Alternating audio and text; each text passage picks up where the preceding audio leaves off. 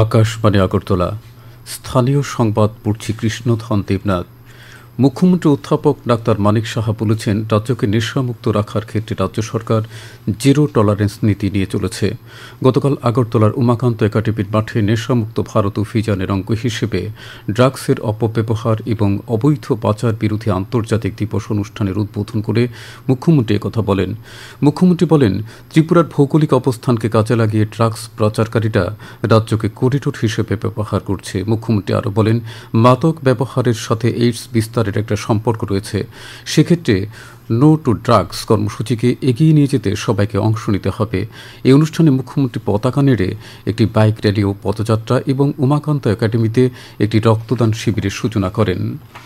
এদিকে আজ আন্তর্জাতিক মাদক বিরোধী ও অবৈধ পাচার রোধ দিবস। জনসাধারণকে মাদকের হাত থেকে রক্ষা এবং অবৈধ পাচারের বিরুদ্ধে সচেতনতা বৃদ্ধিই এই দিবস পালনের উদ্দেশ্য।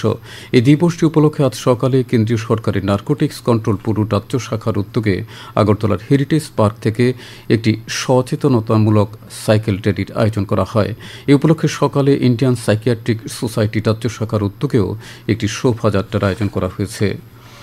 মুখ্যমন্ত্রী অধ্যাপক ডাক্তার মানিক সাহা বলেছেন, 1975 সালের 25শে জুন জারি করা জরুরি অবস্থা মানুষের মৌলিক অধিকারকে খর্ব করেছিল। গতকাল আগরতলার রবীন্দ্র শতবার্ষিকী ভবনে সংবিধান হত্যা দিবস উপলক্ষে আয়োজিত অনুষ্ঠানে তিনি একথা বলেন। তিনি বলেন, প্রধানমন্ত্রী নরেন্দ্র মোদী গণতন্ত্রকে রক্ষা করতে যারা অত্যাচারিত হয়েছিলেন তাদের প্রাপ্য সম্মান জানাতে দিনটি পালন করার সিদ্ধান্ত নিয়েছেন। এই অনুষ্ঠানে সাংসদ বিপ্লব কুমার দেব বলেন, মানুষকে তার অধিকার এবং মুক্তির জন্য লড়াই করতে হবে এবং দেশের বর্তমান ও ভবিষ্যৎ প্রজন্মকে সে কালো ইতিহাস জানাতে হবে। এই অনুষ্ঠানে অন্যান্যদের মধ্যে বক্তব্য রাখেন সাংসদ রাজীব ভট্টাচার্য ও কৃতিদেবী দেববর্মন, পুলিশের মহানির্দেশক অনুরাগ প্রমুখ। কেন্দ্রীয় স্বরাষ্ট্রমন্ত্রী অমিত শাহ গতকাল নতুন দিল্লিতে the emergency diaries years that forced a leader বইটি প্রকাশ করেছেন। বইটিতে জরুরি অবস্থার বিরুদ্ধে লড়াইয়ে প্রধানমন্ত্রী নরেন্দ্র মোদীর, যিনি তখন একজন তরুণ আরএসএস প্রচারক ছিলেন, তাঁর গুরুত্বপূর্ণ ভূমিকা তুলে ধরা হয়েছে। জরুরি অবস্থার 50তম বার্ষিকী উপলক্ষে সংবিধান হত্যা দিবসে আয়োজিত এই অনুষ্ঠানে শ্রী শাহ বইটি প্রকাশ করেন। এই অনুষ্ঠানে স্বরাষ্ট্রমন্ত্রী লোকতন্ত্র জিন্দাবাদ যাত্রার সূচনা করেন। Central board of secondary education বছরে দুবার 10ম মানের বোর্ড পরীক্ষা গ্রহণের সম্মতি জানিয়েছে। গতকাল এক ঘোষণা বোর্ড কর্তৃপক্ষ জানিয়েছে, আগামী শিক্ষাবর্ষ থেকে সিদ্ধান্ত কার্যকর হবে। নতুন অবকাঠামো অনুসারে ফেব্রুয়ারিতে বাধ্যতামূলক প্রথমবার পরীক্ষা হবে। পরবর্তী পরীক্ষাটি মে মাসে হবে, আর তা হবে অপশনাল। মূলত যেসব পরীক্ষার্থীরা নিজেদের ফলাফল উন্নত করতে চায় তারা চাইলে এই পরীক্ষায় বসতে পারবে। এক্ষেত্রে গণিত, বিজ্ঞান, সমাজবিজ্ঞান এবং ভাষাগত বিষয়ের যে কোনো 3টি বিষয়ে পরীক্ষা দিতে পারবে। 2 পরীক্ষার ফলাফল প্রকাশিত হবে এপ্রিল ও জুন মাসে। এদিকে কেন্দ্রীয় শিক্ষামন্ত্রী ধর্মেন্দ্র প্রধান এই সিদ্ধান্তকে স্বাগত জানিয়েছেন। তিনি বলেছেন, জাতীয় শিক্ষানীতি 2020 অনুসারে পড়ুয়াদের স্বার্থে নমনীয় ব্যবস্থাপনা চালুর লক্ষ্যেই এই পদক্ষেপ নেওয়া হয়েছে।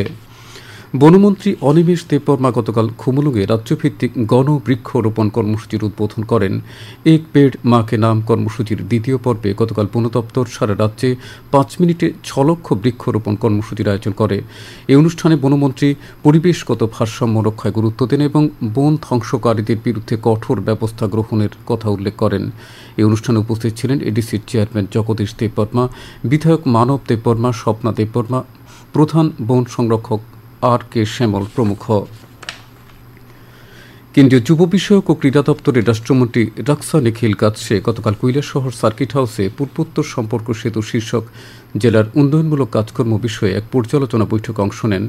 বৈঠকে MGNREGA, জল জীবন মিশন, প্রধানমন্ত্রী আবাস যোজনা, PM জনমন, জাতীয় সামাজিক সহায়তা কর্মসূচি, স্বচ্ছ ভারত মিশন সহ কেন্দ্রীয় সরকারের অন্যান্য জনমুখী কর্মসূচির রূপায়ণ নিয়ে আলোচনা এবং মত বিনিময় করা হয়। বৈঠক শেষে কেন্দ্রীয় মন্ত্রী সাংবাদিকদের জানান, প্রধানমন্ত্রী নরেন্দ্র মোদীর নির্দেশে উত্তর পূর্বাঞ্চলের রাজ্যগুলোতে কেন্দ্রীয় মন্ত্রীরা সফর এসে জনকল্যাণে গৃহীত কর্মসূচির পর্যালোচনা করছেন।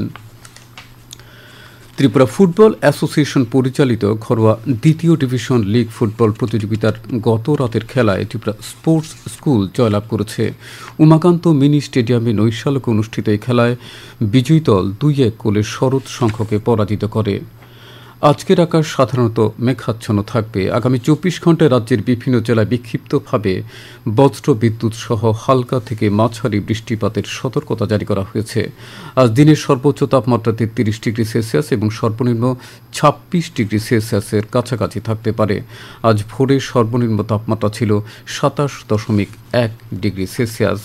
স্থানীয় সংবাদ এখনকার মতো শেষ হলো। পরবর্তী বাংলা স্থানীয় সংবাদ প্রচারিত হবে আজ সন্ধ্যায় 7:55।